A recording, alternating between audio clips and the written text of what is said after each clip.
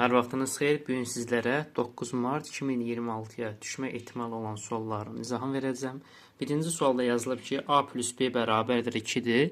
A çıxılsın C bərabərdir 3 olduqda A kvadrat üstə gəl AB plus AB çıxılsın AC çıxılsın BC ifadəsinin qiymətini tapın. Biz baxmalıyıq A kvadrat üstə gəl AB-yə. Hər ikisində A varsa mötərizə xaricdən çıxardıram. Mötərizə xaricdən çıxdı. Yerdə nə qaldı? A kvadratın biri çıxırsa qalıb A. Üstə gəlsin. A mötərizə xaricdən çıxarıbsa yerdə qalıb B. Çıxılsın. Hər ikisində nə var? C var.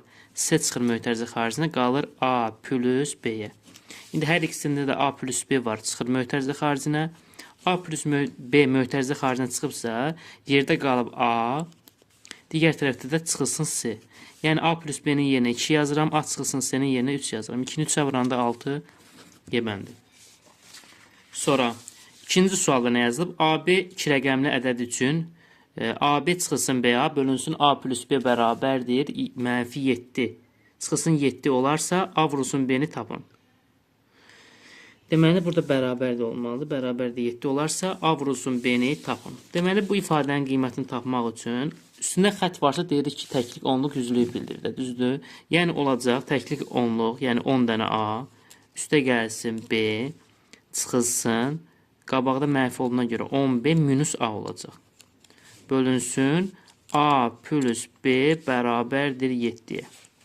Deməli 10A'dan çıxıram A-nı eləyir 9 dənə A. B-dən 10B çıxanda qalır 9B. Çarpaz vursam 7A üstə gəlsin 7B. İndi A-ları bir yerə yıxsam 9A'dan 7A çıxanda qalır 2 dənə A. 9B isə 7B. B-ni sağa keçirəndə müsbət olur. Eləyir 16B. A oldu neçə B? 8 dənə B. A-nı tapdım 8B. İndi bizdən deyir ki, A vurulsun B-ni tap. A vurulsun B-ni tapmaq üçün. B-yə neçə yaza bilərik? Minimum neçə yazmaq olar? 1 yaza bilərik də. Başqa rəqəm yaza bilmərik ki.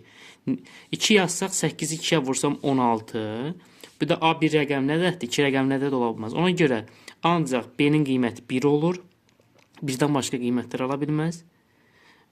Ona görə də 0 da yaza bilərik əslində. Amma 8-i 0-a vuranda 0. Bizim ədədlərimiz də AB-dir. 0 deyək ki, B ədəddə say sistemində yoxdur. Ona görə 0 olmur, ancaq 1 ödəyir buranı. B 1-dirsə A neçə olur? 8. 8-i 1-ə vur, 8 olur. Düşüncə. Sonra, 3-cü sualda yazılıb x kvadrat çıxsın 4x plus 1 bərabərdir 0 olarsa x üstə gəl x kvadrat üstə gəl 1 bölü x üstə gəl 1 bölü x kvadrat ifadəsinin qiymətini tapın. Deməli, bu ifadənin qiymətini tapmaq üçün, biz necə yaza bilərik? X kvadrat çıx 4x plus 1 bərabərdir 0 deməyib. Hər birini bölürəm nəyə? X-a bölməliyik. X-a böləndə, x kvadratını x-a böləndə, 3-cü sualda x eləyir. 4x-i x-a böləndə 4 eləyir. 1-i x-a böləndə 1 bölü x bərabərdir nə olacaq? 0. X üstə gəlsin 1 bölü x, mənfi 4-ü sola keçirsəm olur müsbət 4. İndi x üstə gəl 1 bölü x 4-dür. İndi bunu kvadrata yüksəlsə, hər birinin kvadrata yüksəlsə olur x kvadrat. Üstə gəlsin x 1 bölü x-ə vuranda eləyib 1. Belə olur da, mötərizə kvadrat, bir də 4-ün kvadratı. X kvadrat, birincinin kvadratı, birinci ilə ikincinin hasının 2 misli olur 2. Üstə gəlsin 1 bölü x-in kvadratı olur 1 bölü x-in kvadratı. Bərabərdir 4-ün kvadratı 16. X kvadrat üstə gəlsin 1 bölünsün x kvadrat. 16-dan 2-ni çıxıram qalır 14. X kvadrat üstə gəl 1 bölü x kvadratını bilirəm 14. Sonra x üstə gəl 1 bölü x-i də bilirəm 4-dür. Gətirib yazıram. X üstə gəl 1 bölü x-in yerinə 4 yazdım. X kvadrat üstə gəl 1 bölü x kvadratının üstünə yerinə 14 yazdım. Toplayanda cavab olur 18. Sonra o 4-cü sualda 9 üstə gəl kökdə 7 bölünsün kökdə 11 üstə gəl kökdə 7-nin kvadratının ifadəsinin qiymətini tapmaq lazımdır. 4-cü sualda da 9 üstə gəl kök altı 77-ni saxlayırıq. Aşağıda A kvadratı A plus B-nin mötərizə kvadratı kimi açmaq lazımdır. Yəni kök altı 11-in kvadratı 11. Üstə gəl 2 vurulsun. Kökdə 11-i kökdə 7-yə vuranda kökdə 77. Kökdə 7-nin də kvadratı 7. Bərabərdir. 9 üstə gəl kök altda 77 bölünsün. 11 üstə 7 18. Üstə gəl kökdə 77-yə. Deməli, yuxarıdakını olduğu kimi saxlayıram. 9 plus kökdə 77 bölünsün. Aşağıdan da 2-ni çıxardığında qalır 9 üstə gəl kökdə 77. İxtisarlarımızı aparsaq cavabımız olacaq 2-də 1. 5-ci sualda A parametrin hansı qiymətində x kvadratı çıxılsın 7x üstə gəl 2a plus b 5 bərabərdir 0 tənliyinin kökləri qarşılıqlı tərs ədəd olur. Qarşılıqlı tərs ədədlərinin hasili 1-ə bərabər. Yəni burada da bilirik ki, Viet teoreminə görə köklər hasili ikinci, 1, 2, 3-cü əddə bərabərdir. Yəni 2a plus 5 nəyə bərabərdir? 1-ə bərabərdir. Niyə bərabər oldu? Qarşılıqlı tərs ədədin hasili 1-dir. Buradan 2a bərabər 1-dən 5 çıxıram -4. A olacaq -4-ü 2-yə böl -2. Sonra 6-cı sual. A-n ədədi silsilədə ilk n həddinin cəmi S-n bərabərdir 2n vurulsun n plus 1 düsturu ilə hesablanır. A8-i tapmaq lazımdır. Bu misalı yazmaq üçün A8-in açılışını bilməliyik. S-nlə olan əlaqəsi. A8 ruskada yazmadır. Deməli, A8-in açılışı necə idi? Ümumiyyətlə, A-n düsturu Sn çıxılsın Sm minus 1-dir. Yəni, A8-i dedikdə, A8 nəyə bərabərdir? S8 çıxılsın S7. Gətirib burada yerini yazıram bu düsturda. Bir dəfə S8-i tapmalıyıq. S8 bərabərdir 2 vur 8 üstə gəl 8 plus 1. 9. 9-u vururam 16-ya elir 144. S7-ni tapmaq üçün 2 vur 7 7 plus 1. 14 vur 8 neçə eləyir? 112. 112. İndi bunları çıxmaq lazımdır. A8 bərabərdir 144 çıxılsın 112. Çıxanda da qalır 32. 6-cı. Deməli, 7-ci sualda nə yazılıb? M-in hansı ən kiçik tam qiymətində x kvadrat üstə gəlsin m-6 vur x üstə gəl 6 funksiyasının təpə nöqtəsi 3-cü rübdə yerləşir. Bu funksiyanı qiymətini tapmaq üçün, m-i tapmaq üçün 7-ci sualda. 3-cü rübdədirsə, bunun m-i də, yəni x-i də 0-dır, y-i də 0-dan kiçikdir. Yəni m də 0-dan kiçikdir. Təpə nöqtəsi x-dirsə m-dir. Y-dirsə n-dir. Hər ikisi 0-dan kiçikdir.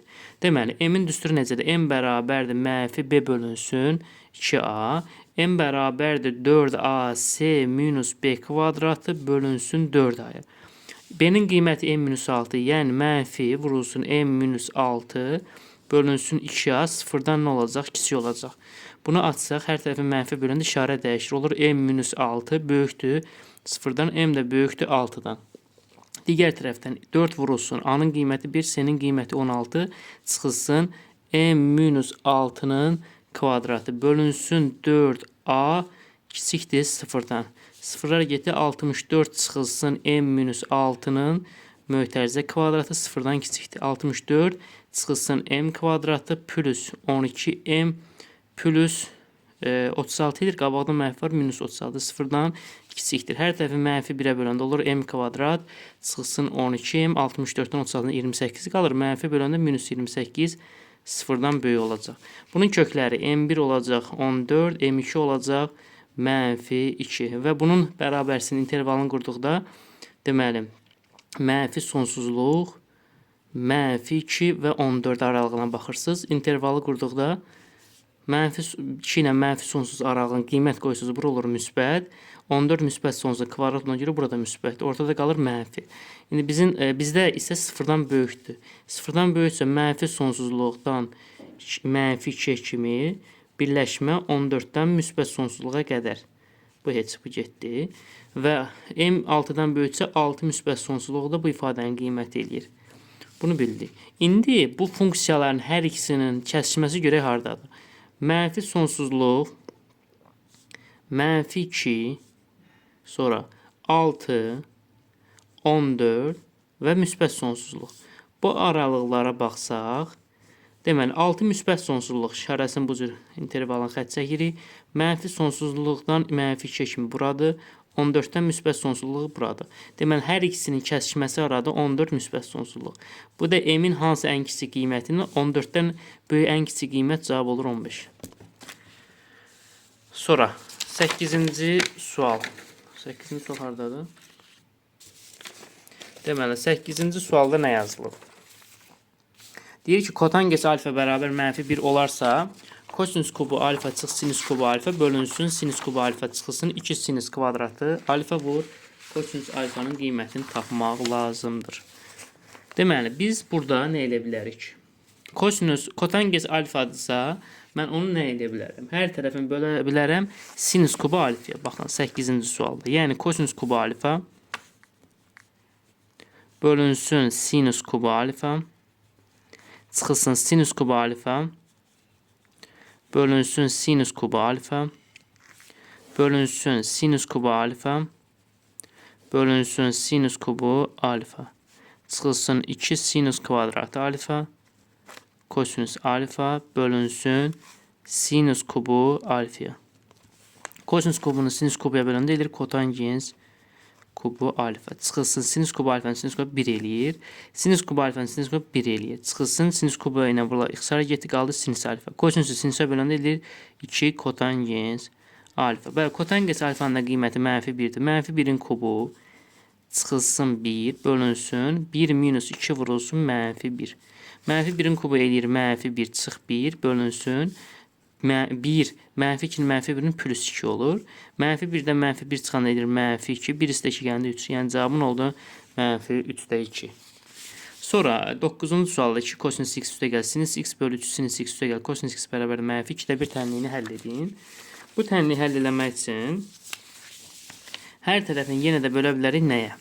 Hər tərəfini bölə bilərəm. Fərqi yoxdur burada. İstəsiz kosinüsə bölün, sinüs. Kosinüsə bölsün. Hər tərəfini kosinüsə böləndə edir 2 üstə gəlsin. Sinüs kosinüsə böləndə tangens x bölünsün 3. Hər tərəfi nəyə böldüm? Kosinüsə. Deməli 3 tangens x üstə gəlsin 1. Bərabərdir -2-də 1. Çarpaz atsam olacaq 4 üstə gəl 2 tangens x. -1-ə vursam -3 tangens x. -1 müsbət 1 -1. Sol tərəfə atsaq 5 tangens x bərabərdir -1 də -4 -5. Tangens x bərabərdir -1. X də bərabərdir -pi böl 4 plus pika. Cavabın oldu bu. Sonra 10-cu sualda z bərabərdir i-nin üstü 12 üstə gəl i-nin kubu çıx i üstü 14 bölünsün 1 üstə gəl i üstü 15 kompleks ədədin həqiqi hissəsini tapın. Deməli z bərabərdir a üstə gəlib bi kompleks ədədində a həqiqi hissə idi, b xəyali hissə. I üstü 12-ni necə yazaram? I-nin kvadratı üstü 6. Bunu bildik. I üstü 13-ü yazaram. I-nin kvadratının üzərində 6 vurulsun 2-mi. I-nin üstü 14-ü yazaram. I-nin kvadratının üzərində 7. Bölünsün 1 üstə gəlsin. I üstü 15-i yazaram. I-nin kvadratının üzərində 7 vur 2-mi. I-nin kvadratı -1 cüt dərəcədən -1 üstü 6 ilə eləyir 1. I-nin kvadratı -1 üstü 6 olacaq 1. 1-i də i-yə vuranda eləyir nə? i. I-nin kvadratı -1 1 üstü 7 -1. 1 çıxılsın, i çıxılsın 1. Aşağıda da 1. I kvadratı -1 üstü 7 -1. i-yə vuranda -i. Deməli 1 plus 1 minus i-ni 1 minus i-yə böləndə i minus 1-i 1 minus i-yə vuranda bunlar tərsdir. Yəni -1 eləyir olar. 1 üstə gəlsin -1 bu da eləyir 0.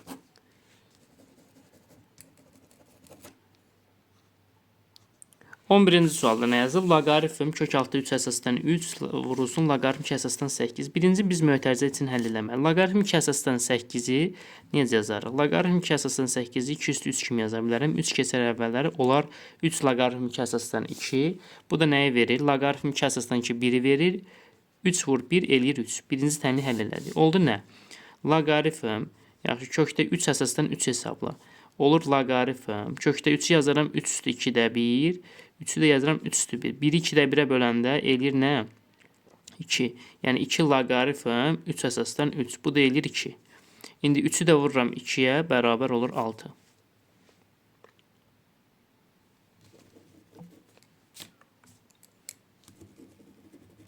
Sonra 12-ci sualda 6 üstü x çıxılsın 14 üstü x böl 7 üstü x 3 üstü x-in bərabər -6 tənliyini həll edin. Hər ikisindən biz nəyi çıxarda bilərik qabağa? 2 üstü x-i çıxarda bilərik. Düzdür? Qalar yerdə 3 üstü x çıxılsın 7 üstündə x bölünsün. Aşağı nə olduğu kimi 7 üstü x çıxılsın 3 üstü x bərabərdir -16-ya. İxtisarlar getsə yuxarıda qalar -1. Onlar 2 üstü x vurulsun -1 bərabərdir -16-ya. Hər tərəfini -1-ə bölürəm. Olur 2 üstü x bərabərdir 16. Nə üstü 2 üstü neçə 16 edir? 2 üstü 4. X-in də qiyməti olacaq nə? 4. Sonra 13-cü sualda A-B-yə paralel olduqda x bucağının dərəcə ölçüsünü tapın. Bu cür yəni şəkillərdə bu üçünün cəmi 360 dərəcəyə bərabər. Yəni x üstə gəl 160 üstə gəl 60 plus x bərabər nəyə?